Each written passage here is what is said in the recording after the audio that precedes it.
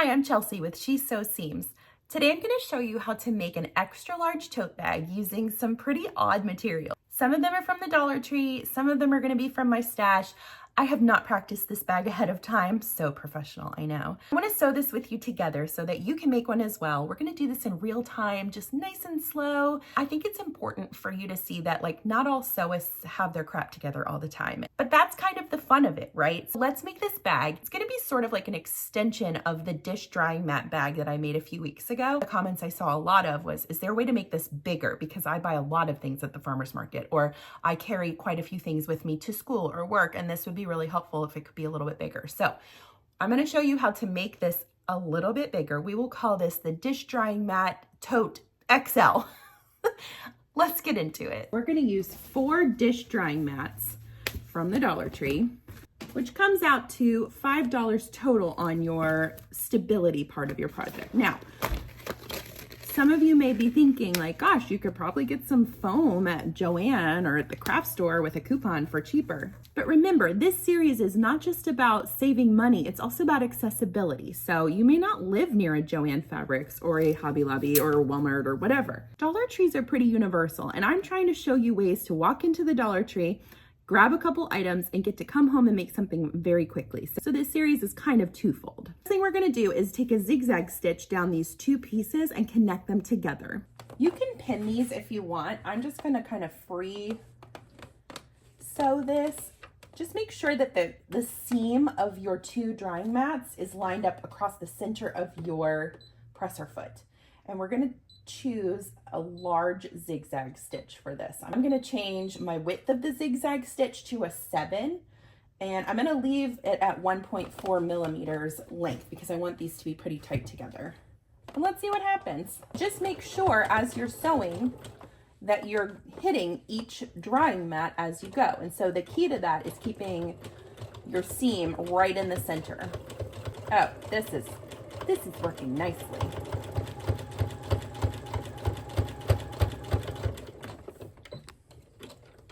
All right, let's see how that turned out. Oh, look at that.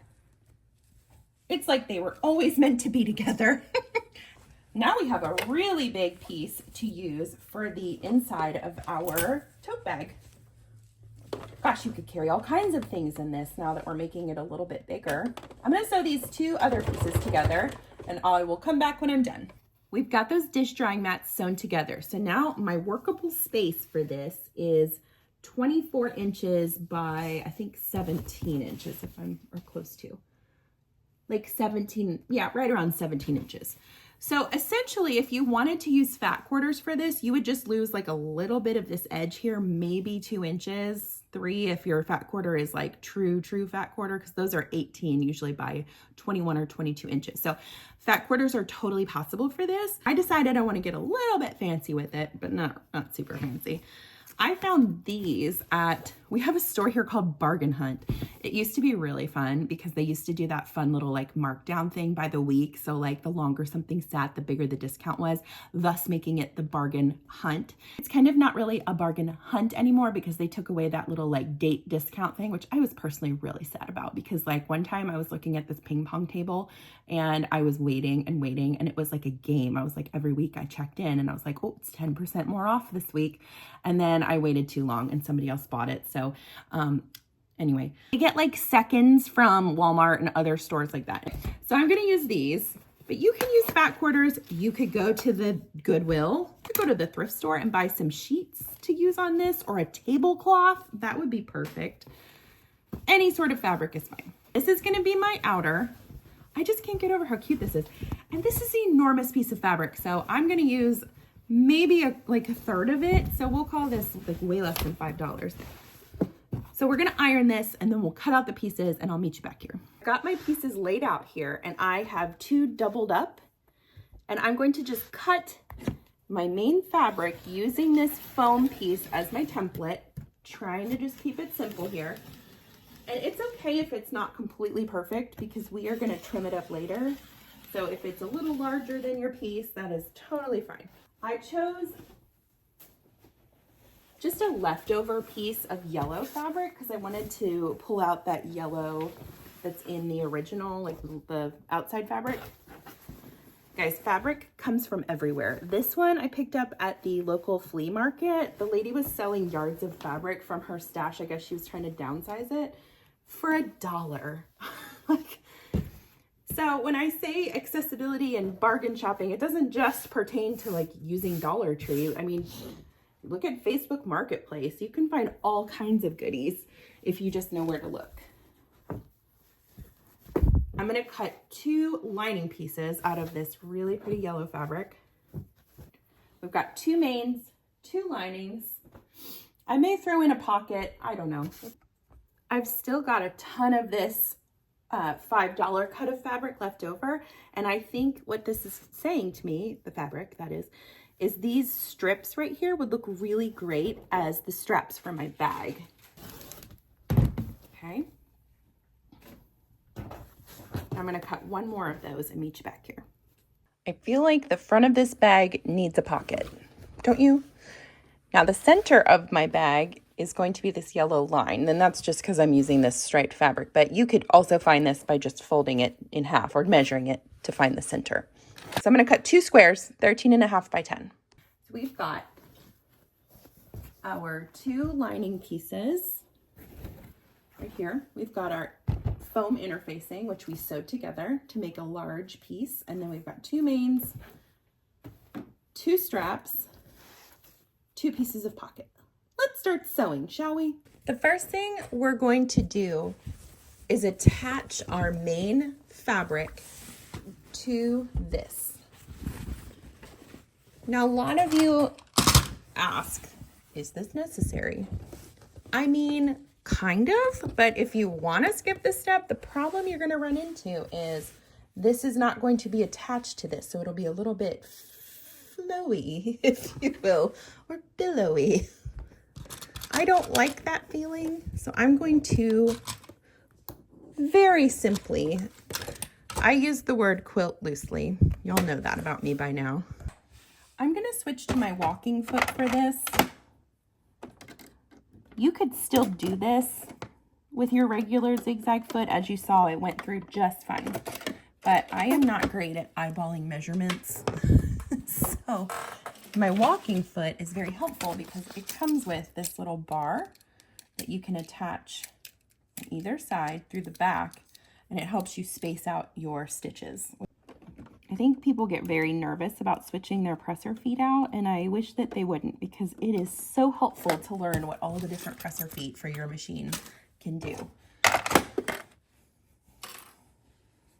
And I'm not going to make these zigzags real close together. First of all, I don't want to be quilting all day, but second of all, I think it'll look neat to have them sort of spaced out. So let's do, I don't know, that's probably about 2 inches.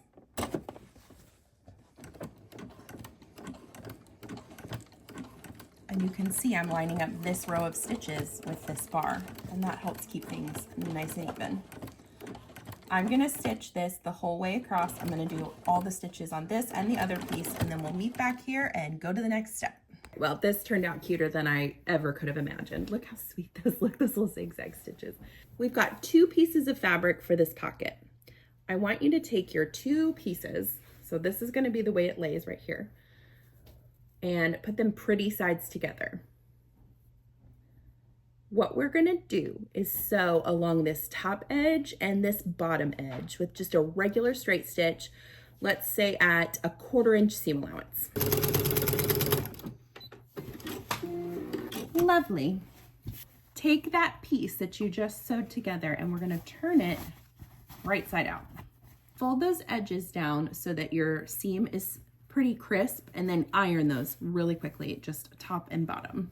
Now, if you want to make 2 pockets, one for the front and one for the back, go for it. Nobody is stopping you. That's perfectly fine. I'm going to stick with 1 pocket for this project, so decide whichever piece is going to be your front. The center for me is this middle yellow line, and I'm going to lay the pocket lining it up with my other lines. See how it kind of just blends in? Now you're not going to put this all the way down at the bottom because we're going to be boxing these corners. So I would put it like, let's say for this bag, 1, 2, 3, 4, 5 inches down. I've got the pocket laying on there. I've got it pretty well lined up. I'm going to pin it down this right edge and across the bottom. Somebody send me some pins. My pins are terrible. Okay, and then we'll pin up the side. What we're going to do is I'm going to stitch this all down the sides, across the bottom, and back up to the top. You won't be able to see these side stitches, but you will be able to see this bottom stitch. So I wouldn't use a basting stitch, even though these are temporary. Just use a regular stitch the whole way around. It doesn't have to be perfectly lined up. I made it harder for myself because I'm using stripes. What's life without a little bit of a challenge? Okay, once you get to that other side, lift your presser foot, turn your work, and work your way back up the other side. One thing you could have done if you wanted to is if you wanted to like top stitch this first, that would have been fine. It's okay to not. For all of you who have OCD, you're going to want to turn the video off now. I don't care if these are uneven. If you're using a non-stripe fabric, this is not an issue. But if you can go no further, thank you for joining me. And I'm sorry about your OCD and that this is too tough for you. I get it. All right, so here's the plan with this. Let me back up a little bit. Here's what I'm thinking for the straps. We're going to fold these in, obviously, but I'm going to have them start at the bottom and come up. Now, I think this is going to be way too long for the type of bag that I'm making, so I'm going to trim it. But essentially, it'll be like this. This is too much, so I'm going to pull it down and just get it to where I think would be comfortable. So you see what I'm doing there? We're going to sew this on, but we're going to like stop here so that it's free to have its own handle. And that's going to be, I think, great. The next thing I'm going to do is take my straps, and you can iron this if you want, you don't have to, but fold it in half with the pretty sides together, and we're going to sew a 1/4 inch seam right along this edge the whole way down. And just work your way down. I'm going to sew these 2 straps, and we will check back in a second. Well, here I thought it was recording me turning the tubes right side out, but I am 40 and technology is not my friend. So anyway, you're going to take a safety pin, attach it, push it through, and then pull it right side up. Sorry.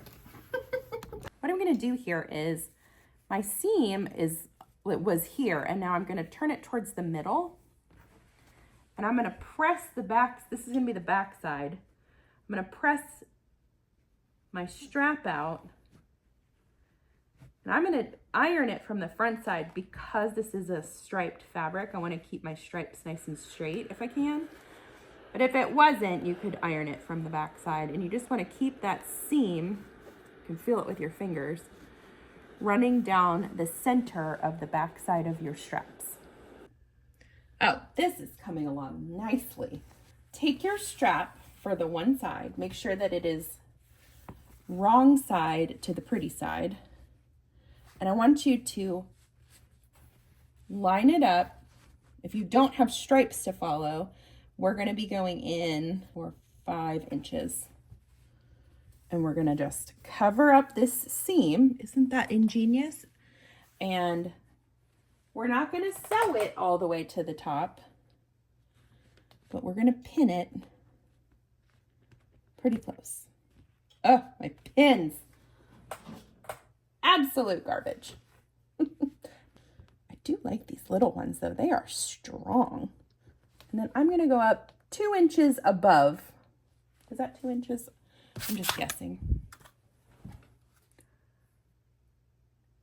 Yeah, I think 2 inches is good. And I'm going to put that pin in this way.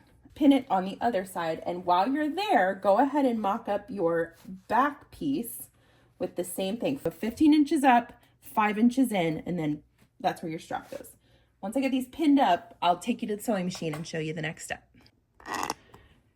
Now this is a little hard to see, but this is my strap right here. I'm going to sew up all the way to this horizontal pin. I'm going to go across, down 3 stitches, across, down 3 stitches, across, and then back down. What that's going to do is secure this right here because the strap is going to get pulled on right there. That's the top of my strap, basically, like where it's attached to the bag. All right, I'm going to do this just right along the edge, maybe 1/8 of an inch.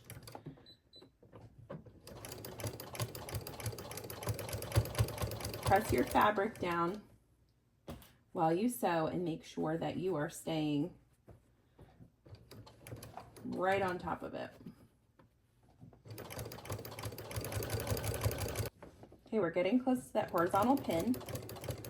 I'm going to stop sewing right at the pin, lift my presser foot, turn it this way, sew straight across until I get to the other side.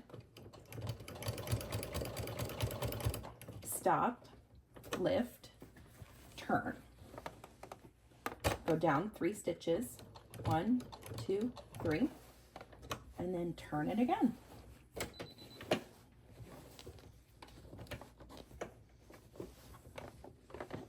Once you have your fabric this way, sew it across again.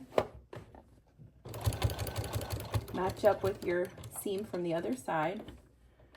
Lift, turn, sew down 3 stitches. 1, 2, 3. Turn it again.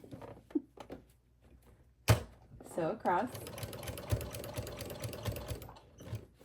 Turn it one more time, and then we're home free, just going straight down the other side of that strap.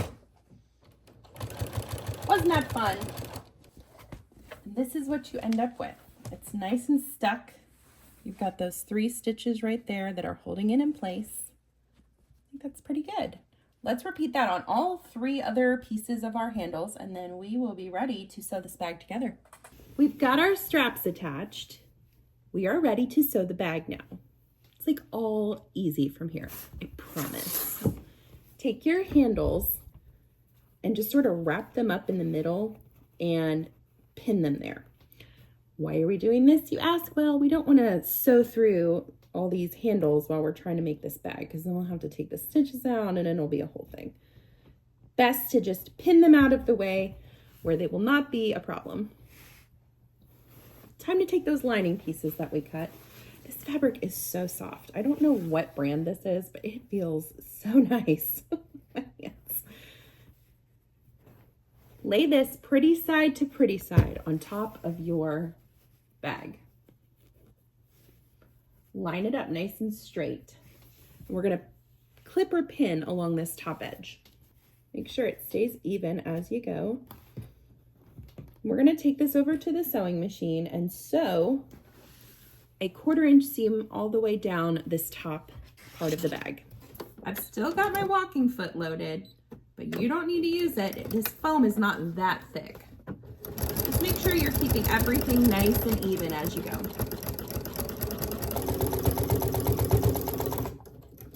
Back stitch at the end. So we've sewn that seam that's connecting the lining to the main. And after you do that, I want you to fold everything back down, flatten it out, because it's going to be a little puffy from that handle sitting right there. And it's time to box the corners. Now, you can make this any size that you want. 3 by 3 is what I'm going to do for this bag because it is a nice big bag and I want it to have some room at the bottom. So you're just going to cut out a 3 by 3 inch square. You can do less if you want. Repeat that on all 4 sides and then we will sew the bag together. Open up your lining and your main. Lay one pretty side up. Lay the other one pretty side down. Now this thing is big, okay? It is going to be a large bag to sew, but you can do it. Match up your seams and we'll pin all the way around except for right in this little section. We will pin and sew about probably 2 to 3 inches in on each corner, but this part we're going to leave empty because we are going to turn the bag out through that hole when we're done. So this edge first with just a 1/4 inch, or if you feel better doing a 1/2 inch, that's fine too.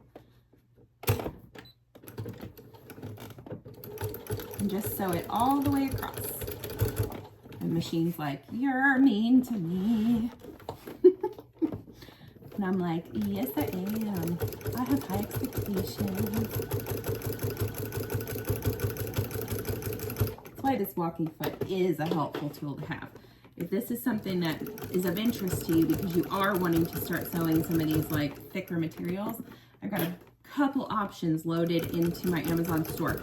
Just make sure if you do get one, make sure it's compatible with your brand of sewing machine, depending on whether you have a low shank or a high shank, or if you need an adapter, all that kind of stuff. Just double check it. Usually Amazon will list what machine brands it works for. Okay, that one is done. We were not going to sew right here in our box. We're going to go to the next side and sew straight down. I'm going to keep working my way around the bag, and then when we get to that tricky part at the lining, I'll show you that step. The sides are sewn. This part is sewn. All we have left is the lining. I'm just going to go in from the bottom corner about 3 inches, and I will stop and lock it in with a back stitch. I want to leave plenty of room for this bag to turn, because there's a lot going on in it. Repeat that on your other corner.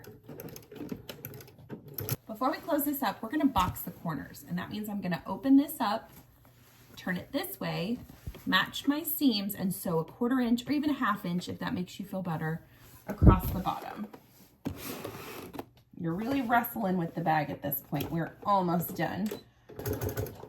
Okay, so see how we did this? Repeat that on all 4 corners, the linings and the main. Take a deep breath.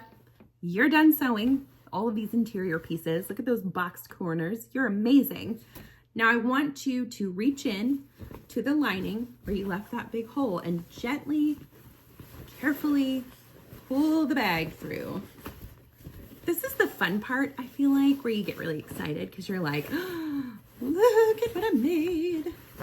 And let me just say, if you are still with me and you have been sewing this along with me, it's been a little scatterbrained today. I'm not gonna lie. I am a little overwhelmed with the end of school. We've got a bunch of family in town, so thanks for bearing with me as I worked through this. It was good for me, I think, to take a break and come up here and do something really creative for myself. And I hope that you do that for yourself too, because it is important for your brain and your mental well-being to do things that make you happy. And sewing makes me happy, if you didn't notice. Push those beautiful boxed corners out. Oh, this bag is cute. Okay. Push them out at the top. Now we have 2 things left to sew. We are going to fold the lining in right here, and we're going to sew just a quick little edge stitch to close up the lining. And then if you want to, you can also, once you stuff the lining in, we can top stitch around the top edge of the bag. I'm gonna do both of those things. First thing I'm gonna do is edge stitch right along this bottom edge of the lining to close up that hole and make sure that nothing is slipping through there. Work your way across. I wouldn't stress about changing your thread color to match unless you really, really feel strongly about it. Nobody's probably going to notice the lining. And if they do, and they point that out, they're obnoxious. Am I right? Okay, so we got that done. And then the last step is we're going to push this into the bag. Oh, this is so cute. And it's a good size too. Oh man. And we're going to top stitch along this top edge. I'm gonna pull my arm off for this one so that I can get underneath the machine with my stitches and my bag, and you know. I'm gonna do this at a 3.5. I'm gonna fold my lining in nice and tight. I like to top stitch for 2 reasons on a bag like this. One, it looks nice, but it also holds the lining down better than if you did not put a top stitch there. And And you don't want that lining pulling up and causing you trouble.